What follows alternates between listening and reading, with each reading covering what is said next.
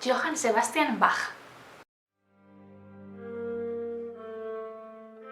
Hola xics i xics, què tal esteu? Continuo el rebent dels vostres arbres genealògics i de veritat, jo estic al·lucinant en lo artistes que sou, o sigui, enviant-me PowerPoints, enviant-me Canvas, algun fins i tot s'ha atrevit a fer-lo en el Genially i altres també que m'ho fet uns treballs manuals, bueno, impressionants. Enhorabona!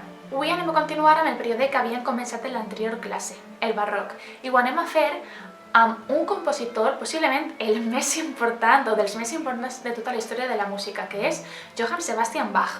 Bach va néixer en 1685 i va morir en 1750, i durant tot aquest temps va composar un fum d'obres, algunes d'elles que són superconegudes en l'actualitat. Aquestes obres vos les vaig ficar en el Genially del repte, que és la tocata en re menor per a orgue. Aquesta música ha sigut utilitzada, per exemple, en algunes pel·lícules de por com pot ser la del Conde Dràcula.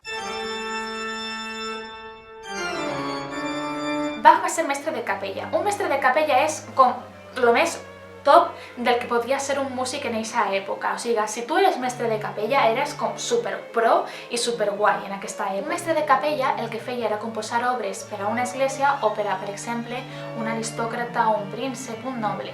En el seu cas s'encarregava d'organitzar la música de les esglésies, arribant a composar una obra pràcticament cada dia. Tu t'imagines el que és composar una obra cada dia? O sigui, el cap que s'ha de tindre per a poder fer tot això, mare meua. Imagina't Bach, que té un fum d'obres, és que té un fum, és que no s'acaben les obres de Bach, té moltíssimes. Una de les coses per les que és conegut Bach és per les seues fugues. I no, una fuga no se refereix a una fuga de gas o una fuga d'aigua.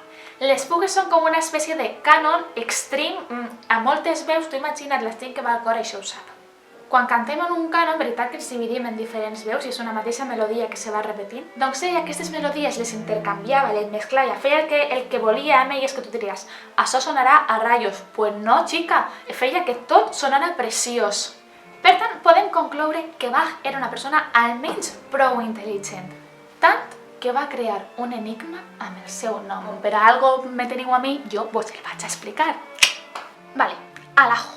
Els que toqueu la guitarra, això ja ho sabeu, però a més d'anomenar les notes com do, re, mi, fa, sol, la, si, do, amb les notes normals que nosaltres coneixem, se'n recordeu que el nom de les notes el vam descobrir ja que venia del cant gregorià, de l'himne de Sant Joan Baptista. També podem anomenar les notes amb lletres, però en aquest sistema no comencem amb la nota do, sinó amb la nota la.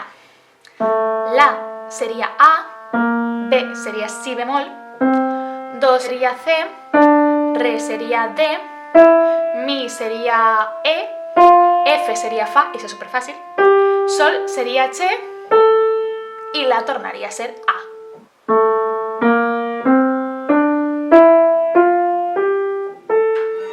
Sona rara esta escala, no? I és que estem utilitzant, en lloc del si natural, estem utilitzant el si bemol.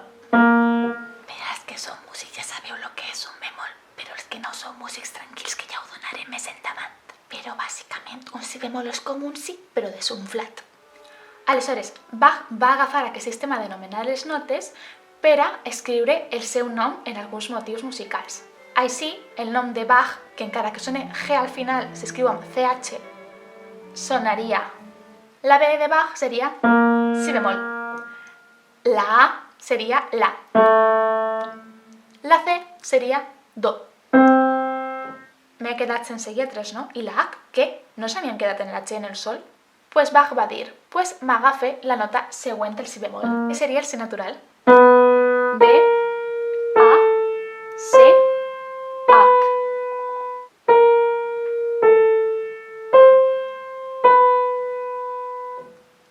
I ara estareu pensant, Lucía, per què ens estàs contant tot això? A mi què m'importa que Bach fera això en el seu nom? O sigui, molt bé, Bach, enhorabuena, has fet un motiu amb el teu nom. Ok, d'acord, gràcies.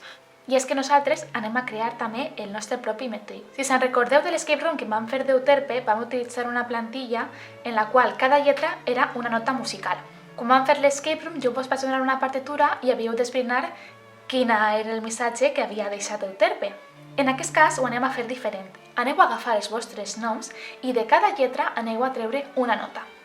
Vaig a ficar-vos com a exemple el nom de les vostres tutores. Podria ficar el meu nom, però n'hi ha alguna Lucía que jo me conec en classe i no li vull fer la feina. Lucía? Aleshores, Irene sonaria d'aquesta manera.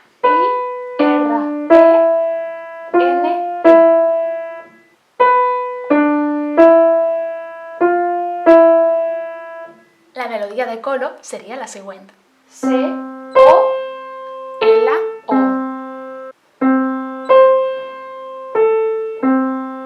I per últim, aquesta seria la de Maribel. M-A-R-I-B-E-L.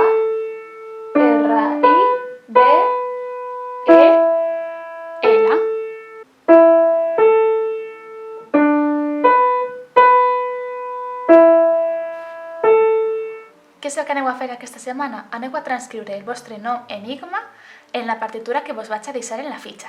Els que toqueu algun instrument podeu provar a tocar-lo i saber com sona.